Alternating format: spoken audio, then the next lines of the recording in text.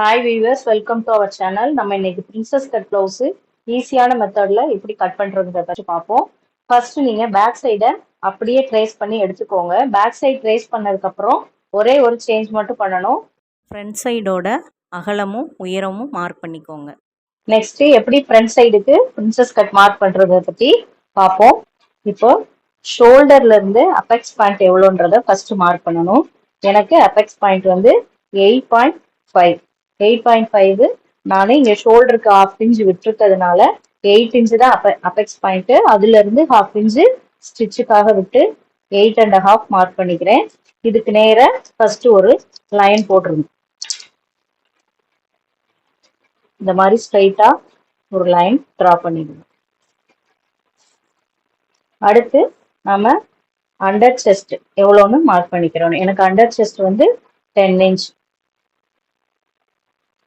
இப்போ இதுக்கு நேரா ஒரு லைன் டிரா பண்ணிடுங்க.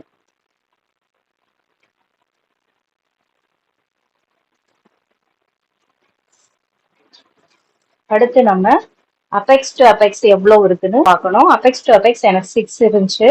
இங்க நம்ம பட்டன் பட்டிக்கு ஸ்டிச்சுக்கு விடுறதுனால அதுல ஹாஃப் வந்து 3. எனக்கு 3யும் ஸ்டிச்சுக்கும் சேர்த்து 3.5 நான் மார்க் பண்ணிக்கிறேன்.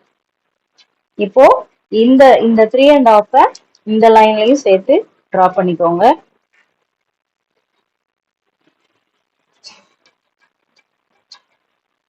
இப்போ இதுக்கு ஒரு ரெண்டையும் ஜாயின் பண்ணி ஒரு ஸ்ட்ரைட் லைனு டிரா பண்ணிக்கிடுவோம். அடுத்து இந்த லைன்ல இருந்து பட்டன் பட்டி சைடு ஒரு ஹாஃப் இன்ச்சும் இந்த சைடு ஒரு 2 இன்ச்சும் மார்க் பண்ணிக்கோங்க.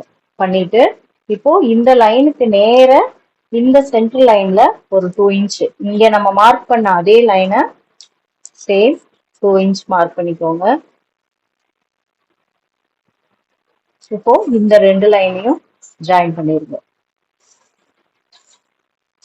இப்போ இந்த அபெக்ஸ் பாயிண்ட்ல இருந்து நம்ம ஆர்ம் ஹோலுக்கு லைன் டிரா பண்ணணும். ஸ்கேல் இந்த மாதிரி வச்சு டிரா பண்ணிக்கோங்க. நெக்ஸ்ட் இந்த இடத்துல எப்படி கர்வ் கொடுக்கறது அப்படின்றத பத்தி பார்ப்போம். இப்போ ஆர்ம் ஹோல் ஸ்கேல்ல இப்படி வச்சு இந்த பாயிண்ட் இருக்கிற இடத்தையும் இதையும் ஒரு கர்வ் ஷேப்ல டிரா பண்ணிக்கோங்க.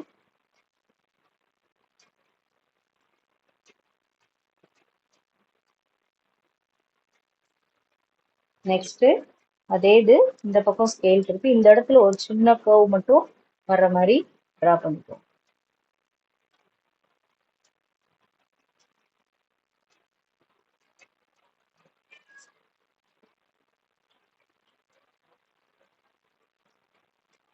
ஸோ இப்போ நம்ம ஷேப் கரெக்டா வந்துருச்சு. இதுல நம்ம ஸ்டிச்சுக்காக நம்ம டாட் பிடிக்கிறதுக்கு தகுந்த மாதிரி ஒரு 4 இன்ச் கேப்ல கிராஸா ஒரு லைன் ட்ரா பண்ணிக்கலாம்.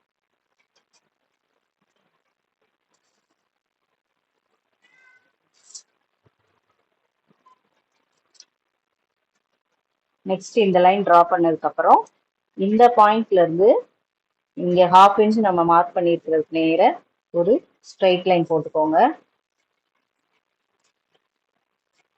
இப்போ சுற்றளவு வந்து எனக்கு 8 இன்ச் இருக்கு. நான் அதை மார்க் பண்ணியிருக்கிறேன். அது போக ஸ்டிச்சுக்கு 1.5 இன்ச்சு கேப் விட்டுருக்குறேன். நீங்க இப்போ அதே மாதிரி இங்கேயும் கீழே ஸ்ட்ரெயிட் கோட் போட்டுக்கோங்க. இது தையலுக்கு நம்ம விடுற மெஷர்மெண்ட். இப்போ நம்ம சுற்றளவுக்கு மார்க் பண்ணியிருக்கிறதுல இருந்து 1.5 இன்ச் தள்ளி தையலுக்காக இடம் விட்டுருக்குறோம்.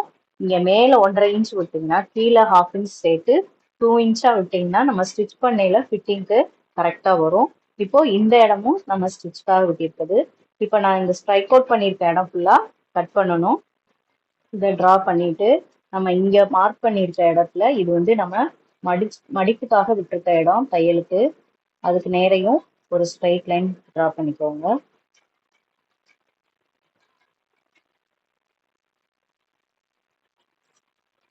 இப்போ எப்படி கட் பண்றதுன்னு பார்ப்போம்.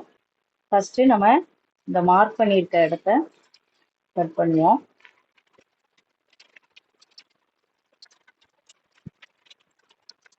கட் பண்ணதுக்கு அப்புறம் இந்த மாதிரி டபுள் பீஸ் இருக்கும். இப்போ இதுல நம்ம இங்க ஃப்ரை பண்ணியிருக்கிற இடத்தையும் கட் பண்ணிடணும்.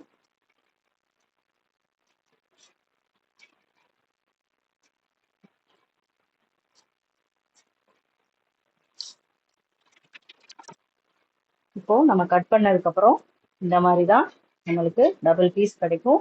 இது பர்ஃபெக்டா இருக்கும். நம்ம கட் பண்ண பீஸை அப்படியே போட்டு டிரா பண்ணிட்டு அதுல இருந்து 1/2 இன்ச்சு எக்ஸ்ட்ரா 2 சைடுமே விட்டு மார்க் பண்ணியிருக்கிறேன். அதே மாதிரி மார்க் பண்ணி இதுல நீங்க கட் பண்ணிக்கிறணும். இது ஸ்டிச்சஸ்க்காக விடுறது. உங்களுக்கு இந்த வீடியோ பிடிச்சிருந்தா லைக் பண்ணுங்க, ஷேர் பண்ணுங்க. டவுட் எதுவும் இருந்துச்சுன்னா DM பண்ணுங்க.